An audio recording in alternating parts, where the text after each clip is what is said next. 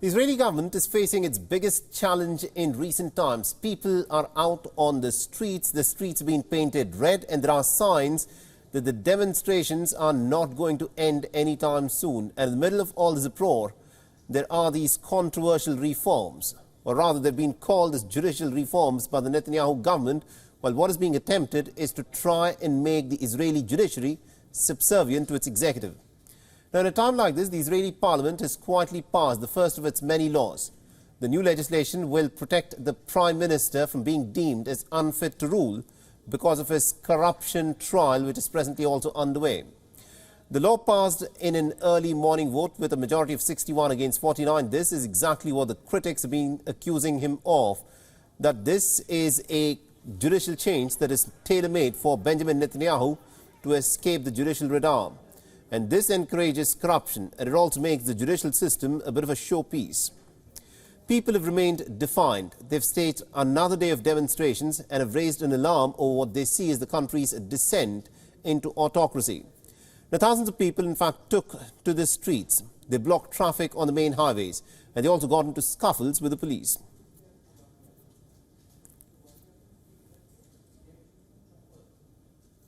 There are said to be at least about 500,000 people who are presently out on the streets. For a country that is home to only about 9 million people, this is well more than 5% of the country's entire population.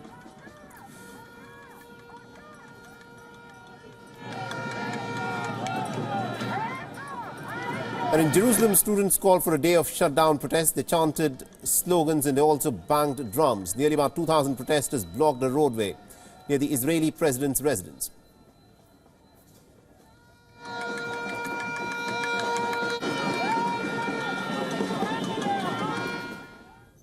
Now, the legal changes have in fact split the nation right down the middle.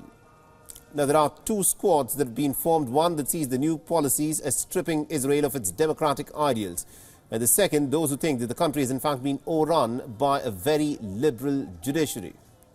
The plan has plunged the nearly 75-year-old nation into one of its worst domestic crises ever.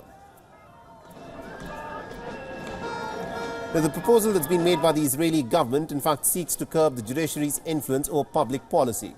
It seeks to limit the Supreme Court's powers to exercise the judicial review and grant government control over judicial appointments by limiting the authority of legal advisers. In a nutshell, if this reform were to be adopted, what it would do is it would grant the Knesset the power to override the Israeli Supreme Court's decisions.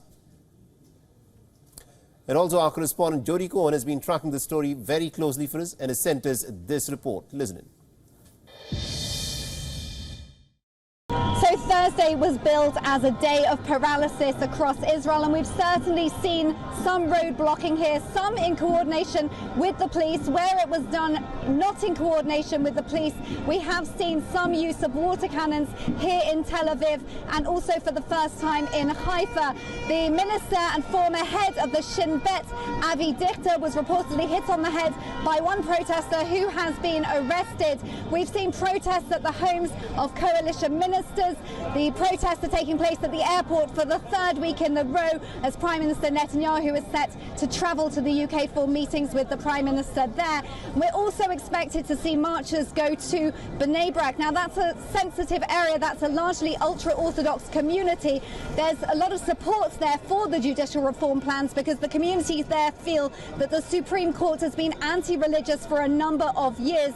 The government has urged the rabbis and the community leaders to speak to their congregants and ask them not to confront the protesters. In the meantime, opposition MP Shili Tropper has been trying to get an agreement ahead of the Memorial Day for the fallen soldiers of Israel that's coming up, to ask for a day free of protests there. Benny Gantz, the former defense minister, has agreed. Nir Barkat, the trade minister from the Likud party, has agreed. Yair Lapid, head of the opposition, hasn't yet signed on. This is Jody Cohen for WION World is One.